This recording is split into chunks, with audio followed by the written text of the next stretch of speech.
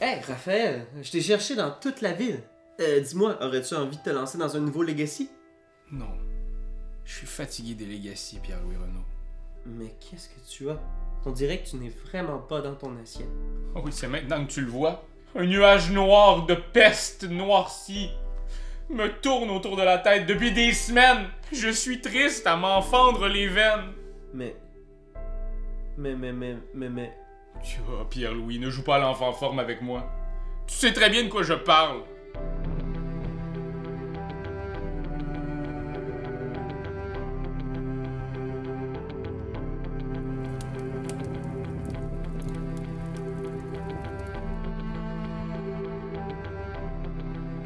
Je te promets que cette fois, ce sera différent. Oui, cette fois c'est différent. Comme pour Pandémie saison 1, Pandémie saison 2, Seven Continent, Seafall, Unlock. C'est toujours jeter les jeux. Mais jamais les respecter. On jettera personne aujourd'hui. Personne.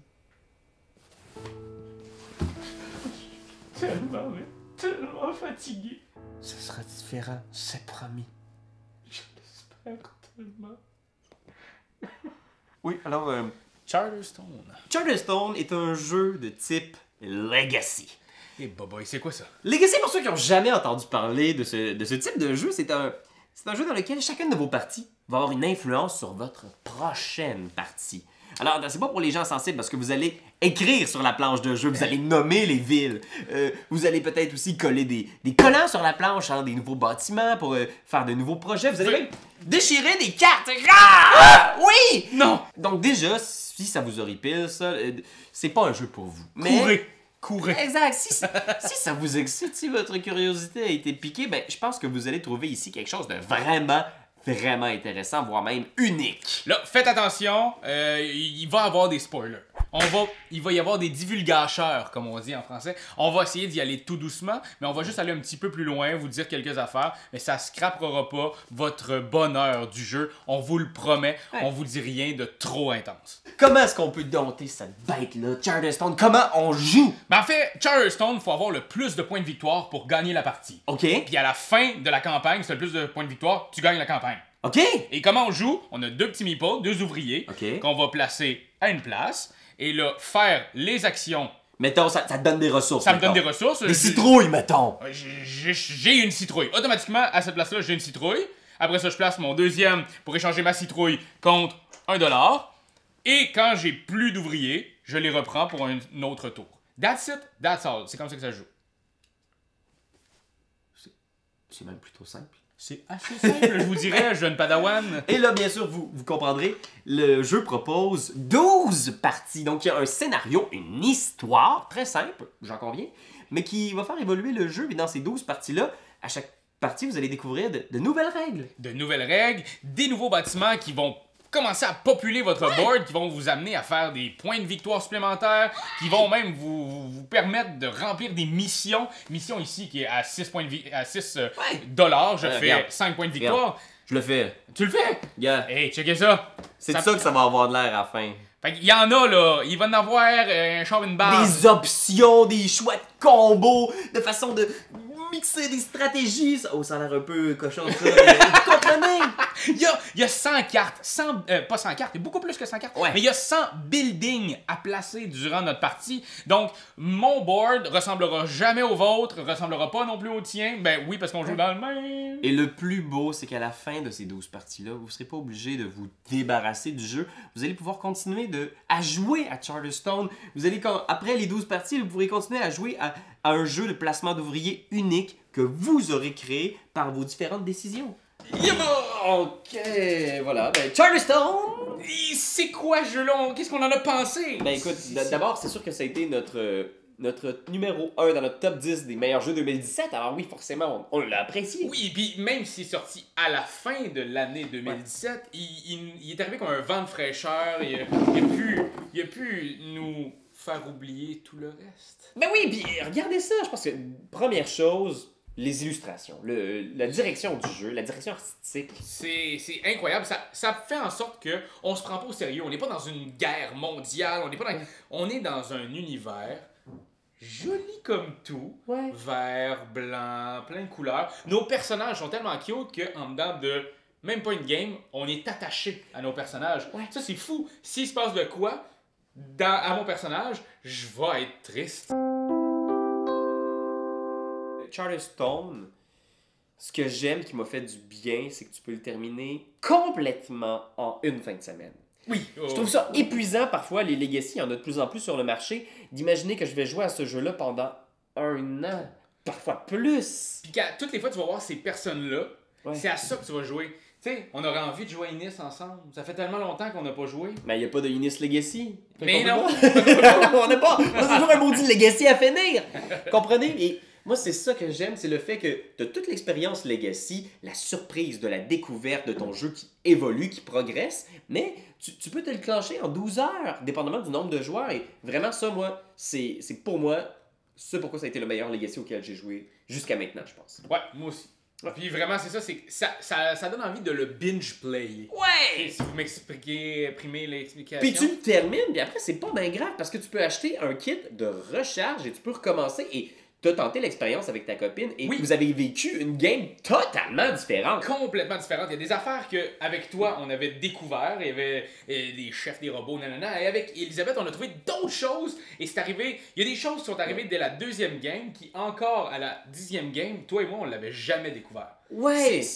Ça n'a pas de sens comment ça change. Et tes choix aussi avec le roi à la fin de chaque partie. Ah oui. Est-ce que tu vas pour lui plaire ou pas? Ça change. Permettez-moi de des présenter ce mécanisme-là de si on la Carte. petite carte. C'est vraiment un de mes mécanismes préférés. C'est ça, comme on disait, ça se prend pas au sérieux et tant mieux parce que on a moins de pression. Comme par exemple, à la fin de chaque partie, il y a un objectif. Par Une exemple, nouvelle consigne, donc avoir ici Ouais. le plus de complices. donc il faut que tu ramasses plein de cartes complices et celui qui en a le plus va avoir une décision à prendre. Il va gratter cette patente-là. Il va Ah ouais. voir soit est-ce que tu vas avec le roi ou contre le roi. Et ça va changer le destin de la fin de la partie, le pointage ou ce qui va arriver dans la prochaine partie. Ah, plein de petites trouvailles comme ça qui sont vraiment le fun. Même moi, pour le personnage, mettons la petite boîte, moi, ça m'excite dans les jeux vidéo, les RPG, où est-ce que toutes les choses que je fais vont aider plus tard ma game. Ouais. Là, ici, tu as des capacités que tu peux remplir, donc avoir plus d'argent en début de game. Tu as aussi des gloires que tu peux mettre pour essayer d'avoir des points de débloques, victoire. ouais. Tu débloques des achievements. Des bonus. Des bonus pour le reste de ton jeu. Ouais. C'est vraiment le fun. Puis en plus, en fin de partie, tous ces bonus-là vont te donner des points de victoire de campagne. Ouais, Fait ouais. que faut que tu t'y mettes, là. Ouais, il y a vraiment plusieurs points positifs, plusieurs belles trouvailles uniques à Charterstone. Le fait qu'on puisse rejouer après, vous devez le savoir par contre, quand on rejoue à la fin de la 12e partie, vous pouvez continuer de jouer parce qu'effectivement, possiblement des cartes qui n'auront pas été découvertes, des Ouais. collants qui n'auront pas été collés. Alors, vous pouvez poursuivre pour coller, modifier encore le village. Mais une fois que tous les collants auront été collés et toutes les cartes découvertes, C'est le jeu final. vous pouvez continuer à jouer, mais il n'y aura plus de nouvelles surprises. Alors, c'est malheureusement le... Il y a 100 buildings. Ouais, il y en a énormément. C'est fou, là. Tu sais, puis je pense que l'expérience est absolument satisfaisante avec les 12 parties. Tu sais, puis je pense Ouais. qu'après ça, vous pouvez continuer pour le fun, mais... Puis, c'est tout léger, tu sais. Oh oui. Et moi, ce que j'ai adoré, c'est le matériel, mettons. Ouais. Si tu regardes juste la boîte ici, la boîte de Ouais. l'index, c'est là que se retrouvent tous les trésors du jeu. Une boîte aimantée, qui plus est, Oui. avec tous les trésors, les cartes, les centaines et centaines de cartes. Des cartes qui... on vous spoil. Mais pas toutes de toute façon. Tu ne reverras pas ça, tu le sais pas, toi. T'sais, la carte ici, je peux enlever le collant sur la carte. Il y a une boîte encore. Il y a des choses, à toutes les fois que tu termines quelque chose, il y a quelque chose d'autre qui vient te Ouais. popper d'en face. Les sous, mettons, les scènes de ce jeu-là, c'est du métal. Tu sens vraiment que Stagmeyer, c'est un amateur de jeu, Oui. c'est un créateur qui aime ses jeux, Ah ouais. et c'est de l'amour. Il n'y a ça, là. rien de cheap là-dedans, et ça, je trouve que c'est respectable. Ça vaut ce que vous allez dépenser pour ce jeu-là. Ouais, Mais- on parle quand même, c'est cher. C'est cher et vous devez savoir certaines choses aussi. Je pense que Charterstone ne sera pas pour tous les groupes de jeux. Et d'ailleurs, la critique a été plutôt mitigée autour de Charterstone. Moi, avant de m'y lancer, j'avais un peu peur parce que plusieurs des critiques sur Internet que je suis de très près était pas sûr, Ben, pas parce que convaincu. trop simple, mais en même temps, ça, si t'es un crinqué qui capote sur des jeux vraiment gros complexes, casse-tête. vous êtes une gang de 6, embarquez-vous pas dans Charterstone, vous allez trouver ça plate, vous allez trouver ça tout doux. Ouais. Mais- Effectivement, des fois, les décisions sont très simples à prendre. Donc, des fois, tu es spécialisé, supposons, dans la production de bois. Ben, à chaque tour, tes décisions vont être plutôt simples. Va dans le bois. Puis à un moment donné, tu vas commencer à comprendre ta stratégie jusqu'à temps que peut-être quelqu'un fasse un building qui va changer ta stratégie, mais quand tu trouves une stratégie gagnante, tu peux y arriver quand même C'est assez. pas un énorme casse-tête. T'sais. Puis aussi, on doit le dire, tous les jeux Legacy ont certains défauts qui sont propres à cette franchise-là. Par exemple, certaines règles sont pas claires.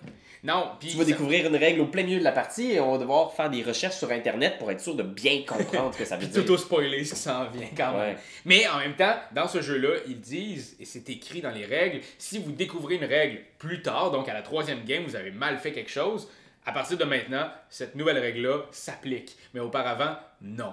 Fait que il y a comme quelque chose qui va enlever le côté nazi des règles que certaines personnes ont en eux. Ouais. Fait que panique pas, ça Exact. annule pas le reste des games que t'as fait à cause que t'as fait une erreur. Ici, c'est à partir de maintenant, c'est comme ça Puis, qu'on joue. je pense effectivement, comme les illustrations et tout l'univers du jeu se présente, c'est un jeu qu'il faut pas prendre trop au sérieux. Faut y aller pour le plaisir de la surprise, d'ouvrir des boîtes. T'sais, puis je pense que même la compétition est plutôt bon enfant. Là, Oui, je veux dire. moi ça c'est un côté peut-être un peu négatif, c'est Ouais. toutes les égalités. Il y a beaucoup dans- d'égalité. dans le t'sais. jeu-là, il y en a Souvent, quand c'est même bon. Tout le souvent. monde fait des points. Mais c'est ça, c'est que c'est amical, fait que l'égalité est partagée. Fait qu'on gagne tous les deux. Chose que moi je suis un peu plus compétitif, j'aime Ouais. ça dire yo, je t'ai pété la gueule, man. Mais là, là je peux moins le faire. Ben écoutez, je pense qu'au final, si vous vous reconnaissez là-dedans, nous, on a vraiment passé un beau moment avec ce jeu de Stone Meyer Games. Puis ça joue avec les moldus là, fait que des gens qui n'ont Ouais. jamais joué, ça peut être votre premier Legacy. C'est bien d'avoir un guide, cependant, d'avoir quelqu'un qui peut un peu aiguiller, là, quelqu'un qui connaît un peu les Le genre. défauts de Legacy. Exact. Fait que voilà, qu'est-ce qu'on a d'autre à dire sur ce jeu-là? Qu'on le recommande. Ben, moi, je le recommande chaudement, ouais. Ouais, moi aussi, c'est un peu mon gros coup de cœur de l'année 2017. J'ai même acheté une autre boîte pour rejouer pendant Noël avec ma blonde. Fait que c'est le fun. Je pense qu'au final, on va le prendre, puis on va le remettre dans notre collection parce qu'on n'aura pas besoin de le jeter cette fois-là. Je suis content, Pierre-Louis. J'étais plus capable. C'est vrai qu'il y a des gens qui s'aiment. Si on tous les mêmes, alors il faudra leur dire. Ce n'est qu'un legacy dans la vie. Et qu'il faut pas jeter. Mais c'est le gars qui a fait ça. Non, c'est bon ça. C'est correct des fois. Quand t'aimes quelque chose, tu donnes des bisous dessus. Mais comme c'est un ordinateur, tu donneras pas de bisous. Tu vas plutôt commenter, puis tu vas partager. Oh oui, partager, partager, partager. C'est la leçon de Jésus! Randolph, t'as tout pour jouer.